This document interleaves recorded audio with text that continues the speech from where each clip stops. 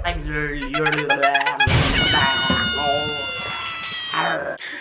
Hello guys! Have a nice day and thank you for watching Buhay sa Dubai TV! At sa araw na to guys, ang pag-uusapan po natin ay something fun, something interesting, something that you like. Kasi pag-uusapan po natin ay ang top 5 na ginagawa po nating mga OFW o dapat po ginagawa nating mga OFW dito sa abroad para hindi magiging boring ang buhay natin dito sa abroad. Okay? So, abangan nyo po yan. And then later, I'm gonna share also some OFW opinion. Pag-uusapan po natin ang paggamit po ng internet ng mga kabayan na nasa abroad. Especially to those who are here in Middle East. Okay? And guys, of course, tuloy-tuloy pa rin tayo with some little topics later na i-share ko sa inyo kung anong maaaring maisip ko. Kasi on the spot po tayo sa araw na to. And of course, greetings is very important. Okay? Kasi diyan yung part na nag-i-enjoy yung family natin sa Pilipinas o sa amang parte ng mundo na may OFW na ma-mention lang yung pangalan nila dito sa Buhay sa Dubai, eh masayang-masaya na po sila, okay? And then of course, yung isang matalinhagang motivational word ang isi-share ko rin at the end of this video. So, dyan ka lang, ha?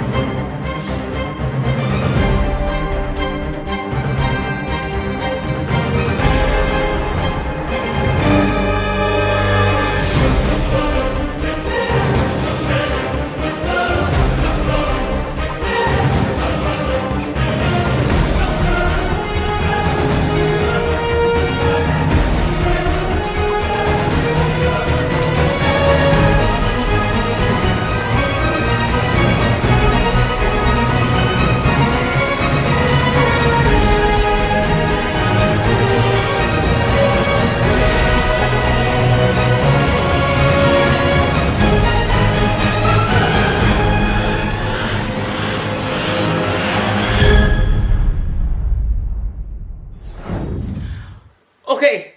So guys, marami nagtatanong sa akin kung kaliwete daw ba ako or not. Kasi parang most of the time, kaliwang kamay ang ginagamit ko. Actually, kanan po talaga ako. Pero since humahawak kasi ng papel, yung kanang kamay ko, so, ano naman gamitin na, alam mo yun, ito yung gagamitin ko. So, kadalasan, kaliwa yung ginagamit ko. Pangkaway, ganun. Not unless, ayun. Anyway, mas maganda nga naman talaga pag kanan. Pero guys, ayun po right-handed po ako, hindi po ako kaliwete, kaya hindi po ako magaling sa art. Pero, maarte lang ako. Okay guys, and our OFW opinion sa araw na to guys, ang pag-uusapan po natin ay ang Facebook. Okay, I understand that some of my kabayan, especially in Middle East, masyadong bored na po sa buhay. Okay, wala na silang magawa, wala na silang maisip na ibang reasons how to enjoy life abroad.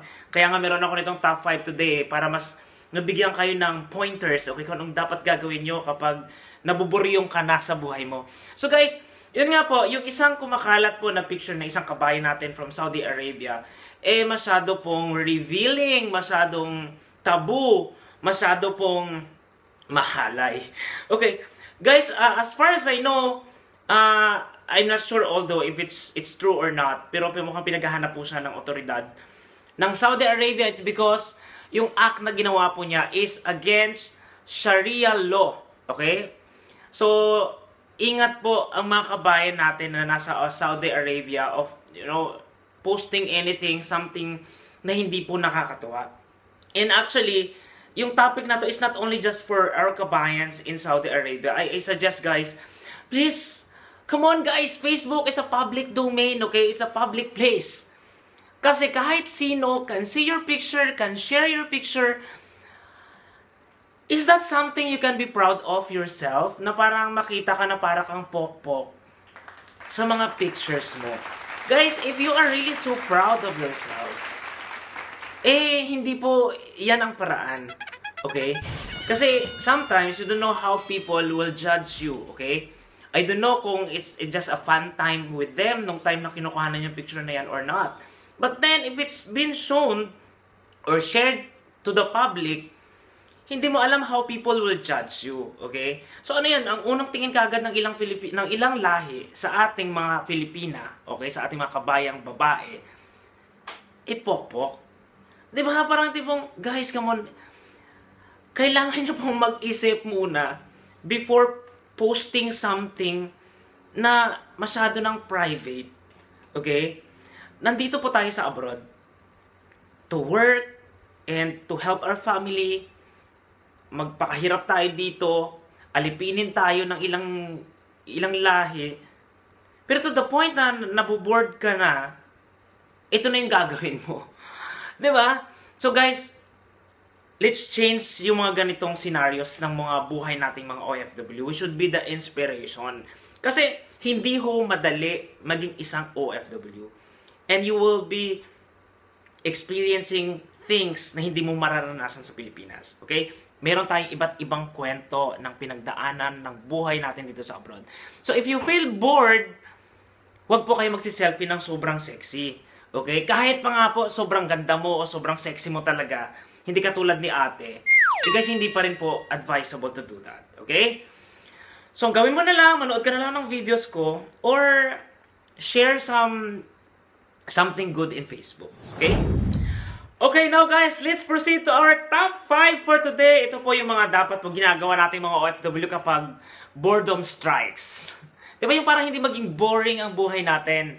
Okay? So, handa ka na ba? Sana guys, gawin po nating lahat to, ha? Okay, for number 1 guys is of course, we have to learn new language. Diba? So, lucky to those who are working in non-English country. Kasi of course, pag English, alam na natin yun eh. Diba? It's given. Kasi nag-aral tayo. So, tinuturo sa atin ng English. So, for those who are in the Middle East, guys, start learning Arabic language. Kasi it will be your advantage. Diba? Like sa akin, ang funny part kasi of learning new language, normally, ang unang natin natututunan is yung mga bad words. Diba? Parang, lucky for me, the first word I learned was shukran. Okay. Shukran means thank you. Ito kay Mafi Pulus. Ito common na sinasabi ng mga Pilipino, Mafi Pulus, my friend. So walang pera. Alright? Pero ingat po kayo sa pagsasabi ng Mafi Muk. O di kaya, ano ba? Yung common expressions dito is shuhada. O di kaya, you have to learn at least how to count. Diba? Yung wahid, talata, itnen, at kung ano-ano pa. Guys, try to give your time and learn yung mga basic, okay, na language ng country kung nasaan ka. It's because it will be your advantage kasi it's an additional skills, di ba? And at the same time, that also be your advantage to deal with the locals. Di ba? Yung hindi ka nila maiisahan, hindi ka nila malilibak. And at the same time, advantage yun, especially if yung trabaho mo, you are dealing with local people. So, try to enjoy learning new language. Okay? And for number 2, guys, is start cooking. Bakit ko po sinama to? It's because, especially if the country you are in is mataas po yung cost of living. And if you know how to cook, makakatulong po yun sa budgets mo. Kasi, unang-una, if you cook, so, makakain mo yung favorite mo talaga. And you know na yung kakainin mo is pasok sa panlasa mo. Kasi diba, there are some restaurants or some place, pag binili mo, hindi mo gusto yung lasa, kulang sa asin, masyadong maanghang, or kung ano man yan. And at the same time, guys, if you start cooking kasi, ang kagandahan po nito, you're acquiring skills. Okay? And then soon, kapag umuwi ka na sa Pilipinas, it can be a very good idea na to put up a restaurant, di ba? Lalo na kung talagang pina-improve mo yung kakayahan mo sa pagluluto. Pwede ka na magbukas ng Juni Franco Sersano Restaurant. Kailangan ganun talaga pangalan. But then guys, ito rin kasi yung way of, let's say, makakatipid ka, let's say, you have a friends, instead of going out and spend sobrang daming pera na inipon mo, pinaghirapan mo, why not invite friends sa bahay na lang tapos ipagluto mo sila ng specialty mo? O diba, mas masaya yung kasama mo mga friends, but at the same time, hindi ka gumastos ng sobrang laki. Okay? And for number 3, guys, is of course, you have to enjoy the new place. Diba? Hindi yung puro trabaho lang. Minsan ang pamamasyal doesn't require a lot of money, diba? Yung diba, you don't have to enjoy things in life na kailangan gastos lagi. maaari kang mag-ikot-ikot, di ba? Punta ka sa park, enjoy the scenery, mag-selfie ka sa Burj Khalifa, punta ka sa Dubai Mall, kahit wala kang pera, importante, yung makapag-unwind ka, okay? Yung hindi tipong mag-isa ka lang, nakamukmuk ka lang. Go out, guys, and see other people's life outside and be inspired of, ay, si Junie may kotse na. O di kaya si Junie, ito, nagsha-shopping ngayon sa ganyan. So, yung tipong, be inspired. Kasi ang kagandahan kasi of you going out is, makikita mo yung buhay ng ibang tao. Ako ginagawa ko yun, I don't know why, if I just sit down in one table, sa isang restaurant, tinitingnan ko yung mukha ng mga taong dumadaan. Tapos ini-imagine ko, anong buhay kaya meron siya? Or let's say, ano kayang trabaho nito? Ano kayang iniisip niya? Or gusto kong maging katulad niya? Or ay, ayoko maging katulad nito? So that's what I'm doing. So, enjoy the scenery. Lumabas ka sa kwarto mo, huwag kang magmukmok, okay? Kasi minsan mas masarap mangarap at magplano outside. Kasi may nakikita kang mga kapwa mo kabayan sa labas, okay? And for number 4, guys, is of course, since available naman yung internet at Wi-Fi, of course, sa abroad, take advantage of the internet, guys. Ito yung time na you have to give to your family. Di ba? Makikipag-Skype ka sa kanila, or Viber man yan, or kung anumang platform yan na maaari mo silang makausap, or makipag-chat ka sa Facebook. Di ba? It's time na makipag-kumustahan ka sa mga friends mo. Yung tipong gano'n, yun. In that way, may i-release mo yung homesickness mo, may i-express mo yung sarili mo, o makipag-chat ka sa kaibigan mo online, magkwentuhan kayo. So, alam mo yung tipong gano'n, not that yung ginawa ni ate na she has to post something bad, wag po gano'n, okay? So, let us inspire others and learn from other people. Importante kaya nga po, no man is an island kasi you will not really enjoy being alone. Okay? So, take advantage of the internet. Yung iba nga po guys, di ba, ibang ginagawa ng ilan ay nagpa-part-time sila. So, they have their own business. Nagtitinda sila ng anything sa Facebook. They have Facebook pages. Or, sumasali sila sa kung ano namang part-time nila. And ginagamit po nila ang internet para magkaroon ng dagdag na kliyente. At para ipakita din, like me, I'm doing the vlogs. So, ito yung tipong something na I enjoyed, and at the same time, may naitutulong ako sa kapwa ko. Okay? And for number 5, guys, is of course, makipagkaibigan ka. Okay? Para hindi maging boring ang buhay mo. Kasi being alone is really a boring life. Diba? Get out and be friends to everyone. Kasi guys, kapag may barkada ka, hindi mo ramdam minsan yung ilang bigat ng problema na nararamdaman mo. And some friends can help you in some other ways, di ba? So, be friends. Start to be friends with anyone.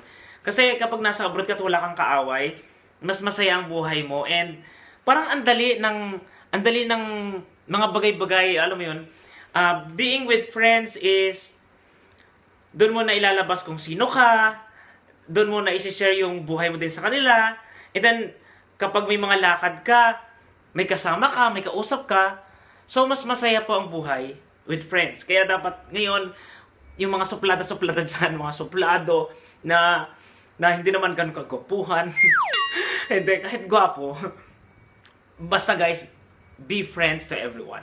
Kasi definitely you will enjoy your life abroad kapag marami kang kaibigan. Okay? So, yun guys ang ating top 5 for today. Okay, at dahil mainit na, kailangan maghubad. Okay. So, tuloy tayo guys. At ngayon, let's proceed guys to greetings time. At guys, okay, special po ang babatiin ka sa araw na to. I'd like to greet, of course, a happy birthday sa nag-iisang ina po ng aking anak. Okay? Siya po ay walang iba. All the way from Marinduque. Happy birthday to Maria Iris Salvacion. Happy birthday, and ayun, thank you that we still remain friends after nung mga hindi maganda nangyari sa atin. And ayun, thank you for still being there as a friend para sa akin, and also as a mother of our daughter. Happy birthday! Ayun, siguro yung regalo ko na lang kapag nakabalik ako sa Pilipinas. Okay? So, yun guys, sa lahat din po ng mga nagbe-birthday sa araw na to, happy birthday sa inyong lahat! Be thankful guys for another year of your life para po ituloy yung mga plano mo sa buhay, para ituloy yung mga pangarap mo, at may pagkakataon ka pang ibago yung mga dapat mong ibago sa buhay mo. Okay? Happy birthday! God bless you all! Okay, so parang nagbago ang paligid ko. Well guys, ang totoo po niyan, umalis ako, okay?